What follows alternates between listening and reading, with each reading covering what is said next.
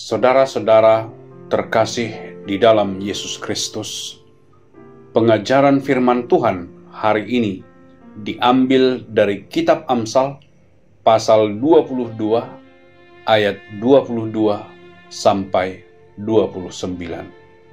Saya akan bacakan untuk kita. Janganlah merampasi orang lemah karena ia lemah, dan janganlah menginjak-injak orang yang berkesusahan di pintu gerbang, sebab Tuhan membela perkara mereka dan mengambil nyawa orang yang merampasi mereka. Janganlah berteman dengan orang yang lekas gusar, janganlah bergaul dengan seorang pemarah, supaya engkau jangan menjadi biasa dengan tingkah lakunya dan memasang jerat bagi dirimu sendiri. Janganlah engkau termasuk orang yang membuat persetujuan dan menjadi penanggung hutang. Mengapa orang akan mengambil tempat tidur dari bawahmu, bila engkau tidak mempunyai apa-apa untuk membayar kembali? Jangan engkau memindahkan batas tanah yang lama, yang ditetapkan oleh nenek moyangmu. Pernahkah engkau melihat orang yang cakap dalam pekerjaannya? Di hadapan raja-raja ia akan berdiri, bukan di hadapan orang-orang yang hina. Topiknya adalah jauhilah ketamakan. Ini topik yang sangat penting sekali pada masa ini. Pada masa COVID ini, Anda bertanya mengapa? Mengapa di masa COVID topik ini sangat penting? Karena pada masa COVID ini banyak orang akan menjadi miskin.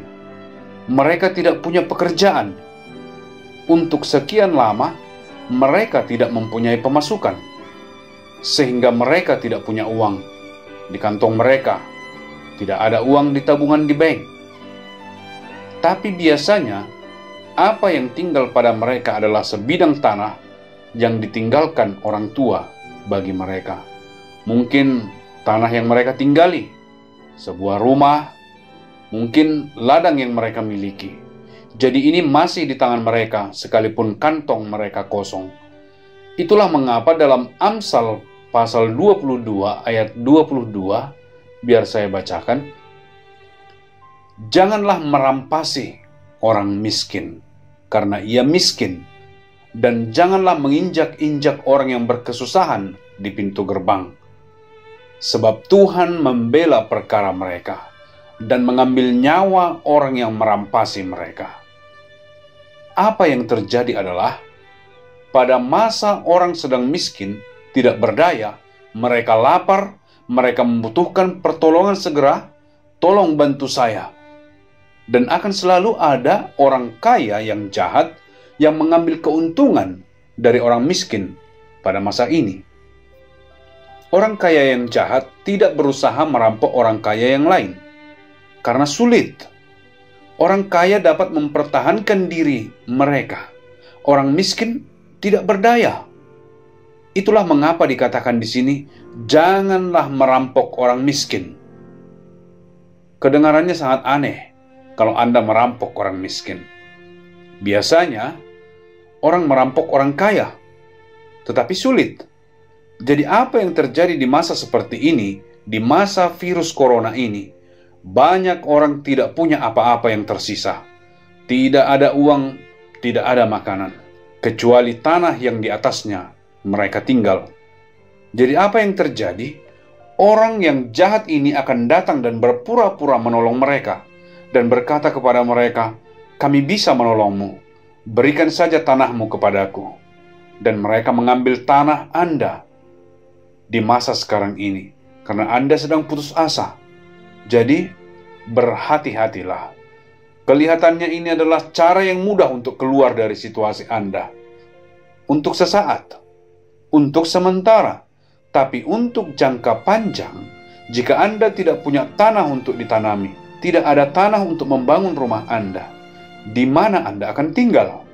Apa yang akan Anda makan?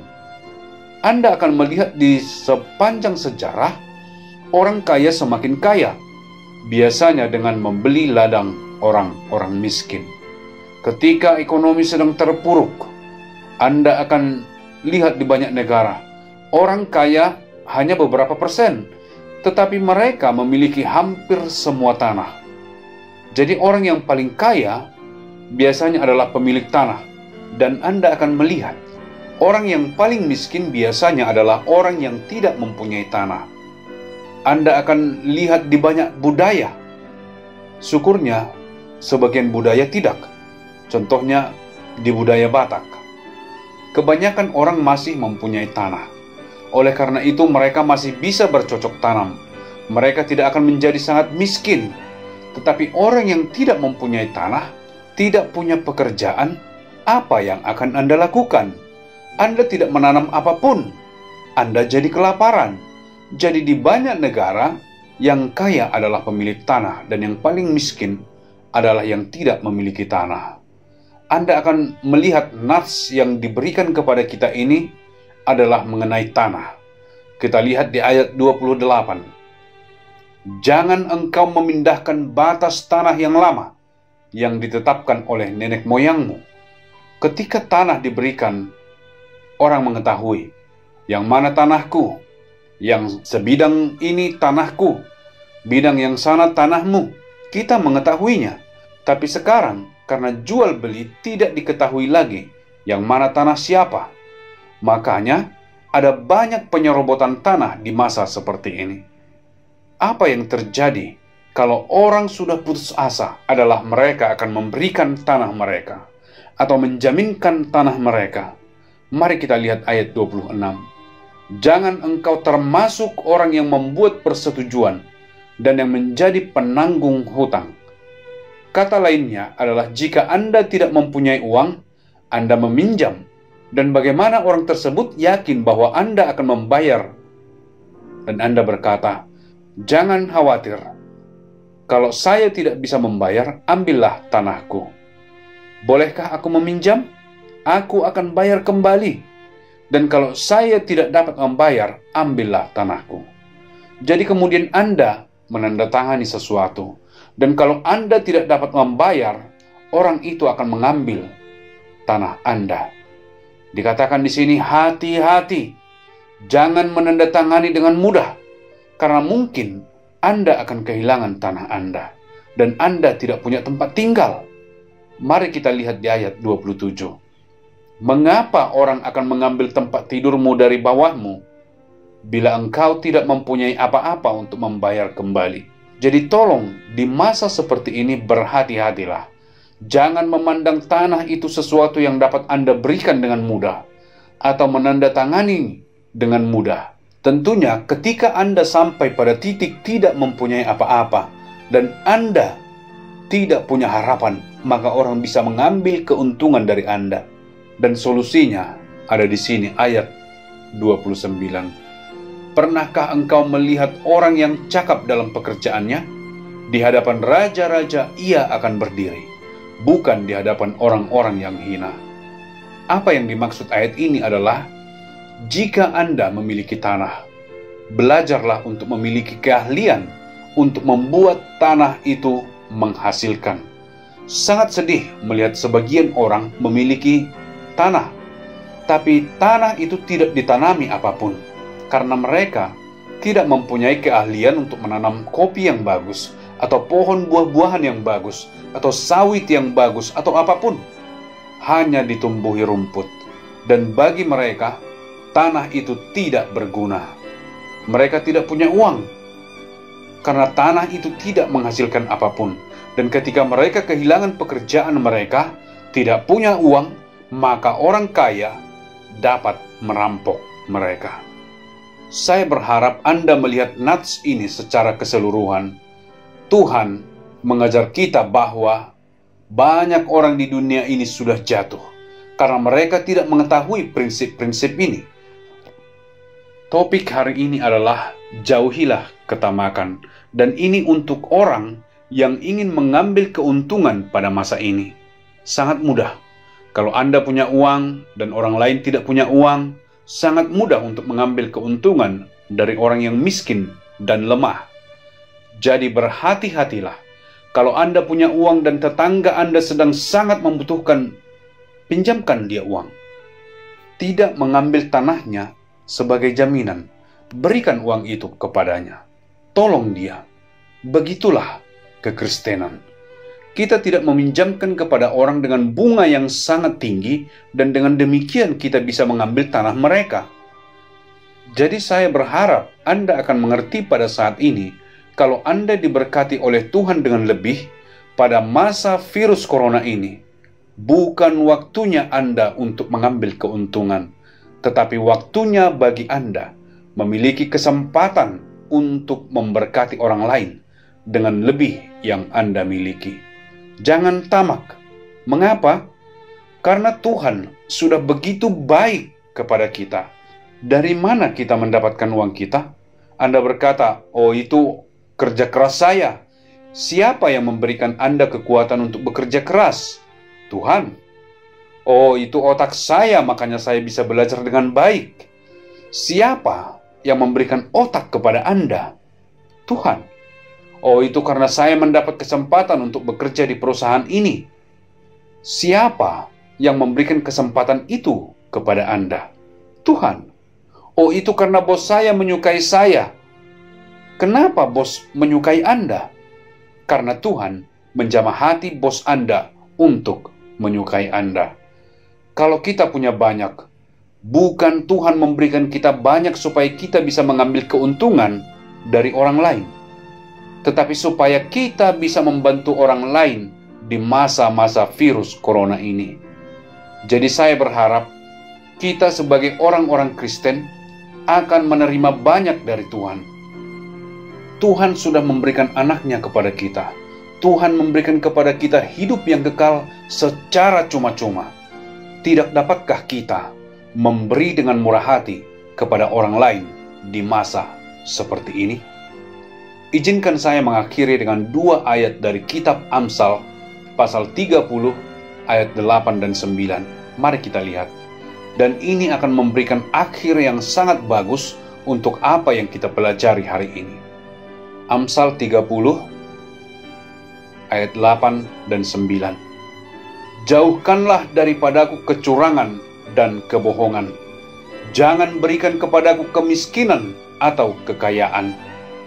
Biarkanlah aku menikmati makanan yang menjadi bagianku, supaya kalau aku kenyang, aku tidak menyangkalmu dan berkata, siapakah Tuhan itu? Atau kalau aku miskin, aku mencuri dan mencemarkan nama Allahku. Jadi di Amsal pasal 30 mengatakan kepada kita, untuk berada dalam kondisi terbaik adalah bukan dengan menjadi super kaya ataupun super miskin. Berada dalam kondisi terbaik di dunia ini adalah mempunyai cukup. Tidak terlalu banyak, tidak terlalu sedikit. Karena kalau kita memiliki terlalu banyak, kita semua mengharapkan suatu hari nanti kita akan mempunyai banyak sekali uang, kekuasaan yang besar, kehormatan yang tinggi, dan terkenal. Untuk apa? Jika Anda memiliki terlalu banyak dalam segala hal, dikatakan di sini, kita akan cenderung melupakan Tuhan. Anda akan melihat diri sendiri dan berkata, aku sangat pintar, aku sangat pekerja keras, aku, dan aku. Anda akan lupa bahwasanya itu Tuhan yang memberkati Anda. Dan kalau orang berkata, ini karena Tuhan memberkatimu, dan Anda akan berkata, apa kamu yakin? Ini adalah hasil kerja kerasku, karena aku giat belajar, aku bekerja keras. Benarkah? Anda akan cenderung melupakan Tuhan. Itulah mengapa di dalam kitab Amsal 30 ayat 8 sampai 9 ini, supaya kalau aku kenyang, aku tidak menyangkalmu dan berkata, siapa Tuhan itu? Akulah yang mengerjakannya. Anda tahu sangat sulit menjadi orang kaya dan rendah hati. Orang yang sangat berkuasa dan rendah hati tidak mudah, bahkan saya katakan hampir mustahil. Jadi Allah berkata, menjadi kaya bukanlah suatu berkat. Memiliki cukup makanan, pakaian adalah berkat terbesar. Seperti topik hari ini, jauhilah ketamakan, karena kita akan selalu tergoda karena kita diajarkan lebih banyak, lebih baik. Tidak. Alkitab mengatakan hati-hati, cukup adalah yang terbaik. Lebih itu berbahaya. Terlalu sedikit, Anda juga akan tergoda untuk mencuri dan mempermalukan Tuhan. Jadi mari kita berdoa supaya Tuhan selalu memberikan cukup kepada kita. Jangan mengimpikan uang, uang, dan uang. Jangan diperhamba uang. Di generasi ini, orang diperhamba uang. Biarlah kiranya Tuhan menuntun dan memberkati Anda, sehingga Anda akan berkata, jika saya memiliki lebih, itu datangnya dari Tuhan. Dan jika ada orang di sekitar yang membutuhkan pertolongan, saya harus menolong mereka, karena apa yang saya punya ini berasal dari Tuhan. Mengapa Tuhan memberikan lebih kepada saya? Supaya saya bisa menolong lebih banyak orang. Jauhilah ketamakan, mendekatlah kepada Tuhan, dan Dia akan terus memberikan semua yang Anda butuhkan. Cukup, jangan tamak. Orang yang tamak tidak akan pernah merasa cukup.